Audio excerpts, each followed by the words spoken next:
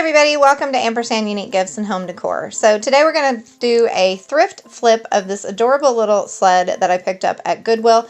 It was $4.99, but I had a 20% off coupon, so it actually ended up being $4. It was definitely handmade. It was made very well, and I wanted to sand off the hand painting.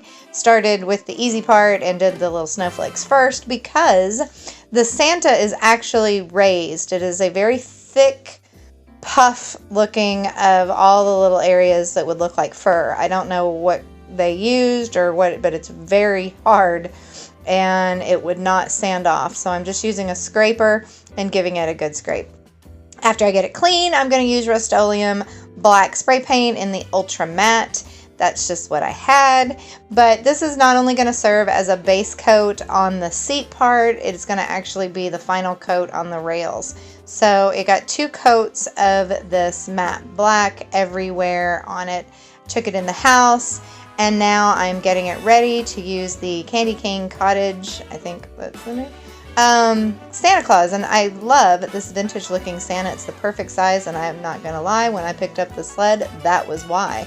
And if you've been watching me lately, then you know that everything has been getting painted this amazing color Crockery. This is the DIY brand paint in partnership with Jamie Ray Vintage. This, unlike the other DIY chalk paints, this actually has a built-in sealer. So it is wonderful to use with all transfers, because when you use a chalk paint, you usually want to seal it in to get that smooth surface. With this, it dries perfect because it has that sealer in it, and then it doesn't require anything additional to prep your surface for the transfer. So I've been using, I have a huge package of foam brushes, and I've been using those because I just throw them away when I'm done. This season is, if you are a maker and a crafter, you know that you're crafting like crazy, and anything you can do to make it easier. So a project like this, foam brush, perfect. So I just gave it 2 coats. With the first coat, you could see it kind of still had a little bit left where you could kind of see the black through it. And I really want it to be even and lighter colored. So again, just very carefully down the edges because I want to leave those rails black. All right. Because the design is kind of a vintage looking Santa, I'm going to give this a light sanding. I started actually with a 220, and because I'm in the house, I'm just using my little finger sander.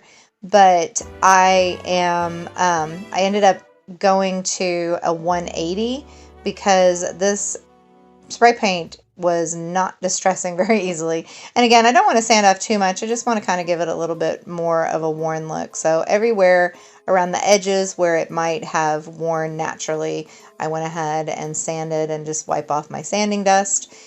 Before you start applying your transfer, you want to make sure that your surface is completely dry. So I did wipe it with a paper towel and make sure that it was dry before I started adding this. So I'm going to center this in the middle of the sled with the widest part, so that would be where he's holding his bags, and I just kind of center it in there. And if you are not familiar with these transfers, again, this is an IOD, Iron Orchids Design transfer.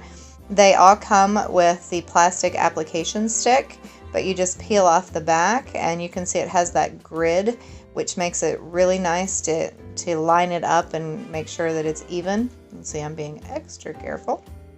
And then you just begin, to scrape it with the stick. And really, it's wise to tape it down on the other end because sometimes they will shift, which will tear it and sometimes completely ruin your project. Ask me how I know. But I am going to kind of start applying it, and then I'm going to go back and just almost, it's almost like gluing it, taping it down here. I'll do a little bit of rub everywhere, and then I'll go back to where I'm going. And what I do is I just kind of very gingerly pull up on that plastic sheet and keep rubbing. If you pull up and there's a part that didn't attach, you just kind of fold it back down and rub again with your stick. But here at the end is where a lot of times it'll shift because there's just a little bit holding it, and that's where you want to really be careful and make sure that you are holding it tight so that it can't do that. And once I get all of it completely applied, I'm going to take that same piece of the vellum sheet and I'm going to burnish it, which just means I'm going to rub all over it and any place that might not have been adhered will hook to it. So I'm using Wise Oil clear wax to seal in my transfer, as well as to just kind of rub all over the rails everywhere I sanded. The spray paint obviously didn't really need a sealant, and the Cottage Color did not need a sealant. But you want to seal in your transfers, and not that this piece is necessarily going to be washed or handled and cleaned very often, but you want to make sure that, you know, when you're cleaning it, if you're doing it for yourself or if you're making it to sell, that it just has that extra protection. And again, I just felt like it looked, you know, that wax did great with just sealing in where the raw wood was showing. It's kind of hard to tell here because of the black, but you can actually see, you know, that raw wood on the edges, and it just was that perfect distress. But I gave the entire piece a coat of that Wise Owl and then wiped off any of the excess. So to hang it, it didn't have any way to hang it. I guess maybe it just was a leaning or sitting on a table. But I wanted it to make a wall hanging. So I started out measuring, and then I realized that actually the rails were the same height, and they kind of had a little flat spot that curved. So as long as I put the top of that D-ring over there even, then they would be even, and I didn't need the ruler. But I have allergies. That's what... Anyway, I used my little power screwdriver here, and I started out really slow. I just didn't want it to slide and move, and so I'm very carefully going, you can see, trying to get it in there. And then once it was good and tight, I went ahead and did the second one, and I used a larger D-ring, so I didn't necessarily, just to be able to hang it, need something quite so large, but I wanted to use this ribbon. So I wanted something that would be large enough to poke the ribbon through. I honestly do not know where this ribbon came from. It could be Hobby Lobby, it could be Walmart, I don't know. But it was in my stash, and it was the perfect colors to match that Santa Claus. It has that beautiful faded look. It has brown and that cream color with that red. It was exactly the same colors that he was. It's kind of a really soft flannel on one side, and then the other side's kind of a rough, you know, the back side. So I just looked to see, you know, how far do I want it to hang, how much do I need, and then I cut off the excess so that I can begin working with it and get it the right height. Excuse me. So I'm so sorry, you guys. My allergies does anybody else have allergies that hang on until after the first several frosts? Looking out the window, and it's frosty this morning, but still.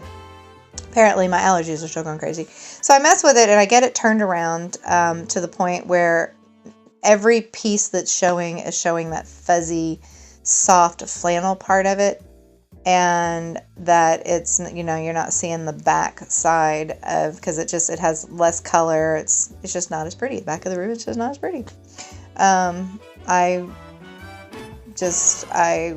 sometimes wish I'd pay attention and only buy ribbon that's exactly the same on both sides. But anyway, you get it. So I started out tying it kind of like a man's necktie, and just trying to figure out how it would lay flat so that when it's up against the wall, there's not a big knot there. I didn't want the ribbon to be the focal point, so no big bow, I just wanted it to be very simple.